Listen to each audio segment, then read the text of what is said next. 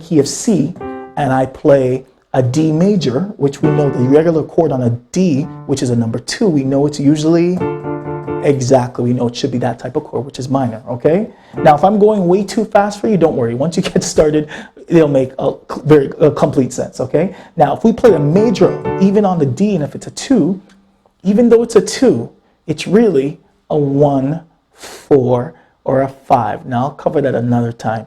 But like I said, you want to keep music very simple, okay? So I'm going to teach you how to look at it very easy.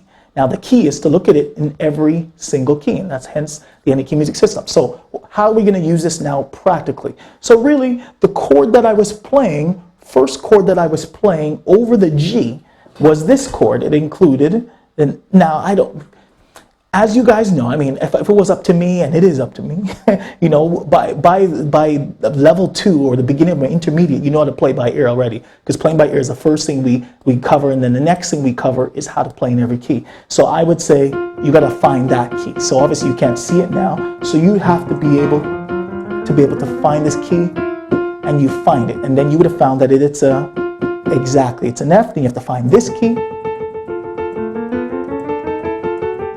You'll find that it's a A, and then you found the third key, let's say, and you know it's a, well, after you find it, you'll see that it's a C. And that's like the old-fashioned, hard way of doing things. I teach you how to do it a lot easier in the system. But right now you have your F, A, and C. Now in the key of C, first of all, what type of chord is F, A, and C? And the intermediate, you guys would say, now you're supposed to speak, you guys would say, exactly, it's a major triad. Therefore, it's a F major. Now in the key of C, what is F? Okay, F is the number, exactly. All right, if we have, I'll put it over here. If we have F, it's going to be all over the place, guys. All right, all right. If we have F in the key of C, what is F? All right, and those of you that are experienced, you know that we have C, D, E, F, G, A, B. F is not the 1, 2, 3, but it's the, exactly, it's the 4. So therefore, this is a 4 in C. So if it's a 4, really, and I use IV for a 4. Okay, so the first thing that I was jamming on was a 4. Okay, so I played my 4 over my 5. Now another video, I'll go into the reasons why I can play a 4 over the 5, but it produces a slash chord, and eventually it's known as an 11 chord and stuff like that, but we're not going to get into that right now. But we have a 4 over the 5, right, which is an F over the G. So what does that mean? So basically, because it's a 4 over 5, what key is this the 4 and what key is this the 5 in? Exactly, the common denominator is C. Now this is, you're going to see the advanced things, like I said, is going to seem very simple as long as I get you to play in every key. If I don't get you to play in every key, it's going to look like algebra geometry. Okay, now if you like it, that'll probably be good for you, but I didn't like that growing up in school. All right, but you have your 4 over 5, and when you have your 4 over 5 now, I know that the common denominator is C. So therefore, anything in the key of C I can play. So I'm jamming on G because G is in the key of C and F is in the key of G, and it's also a major chord. So if it's a major chord, I'm going to play it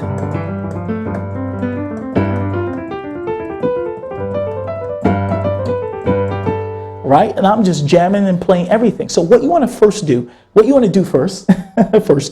first is actually just jam on the 4 over 5. Take the G, 4 over 5, and then you jam on it, all right?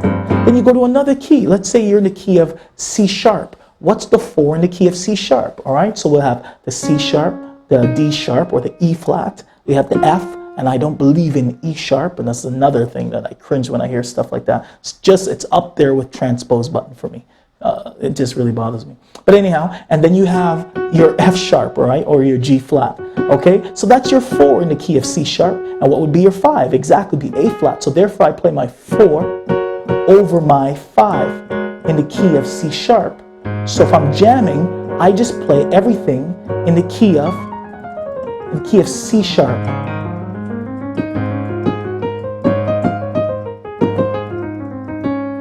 You don't even have to know what you're doing. All you got to do, you got to know what you're doing, but you can just make up things as long as you touch anything. I can use my elbow.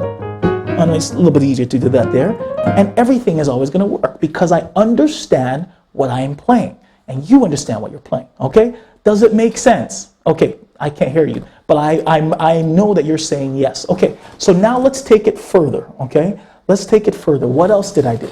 Okay, I played an A flat major chord. Okay, I'll put it like this. I also played an A flat major chord.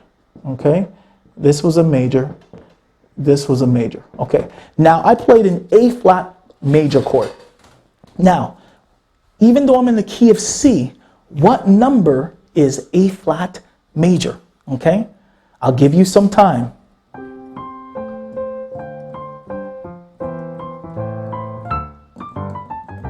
Okay, time's up.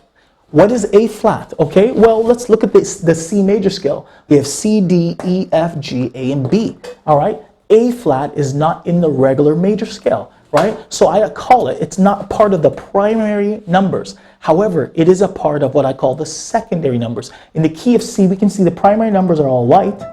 Well, the secondary numbers are visible in the key of C because they are all black. And as you can see, in the regular 1, 2, 3, 4, 5, 6, and 7, they're primary numbers. Now, to get to A flat, it's this one here. So therefore, it's not it's a secondary number. So we have our 1, 2, 3, 4, 5, and then between the 5, which is G, and the A flat, what's the distance?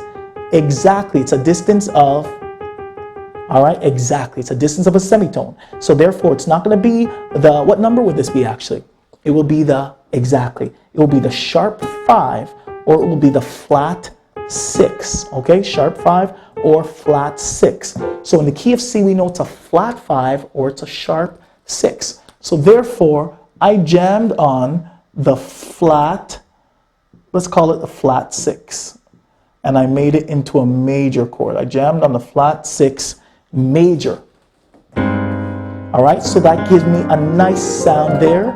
All right, now you may be saying, so Robert, what's the run? How does that work? How does it apply? Well, it's very simple.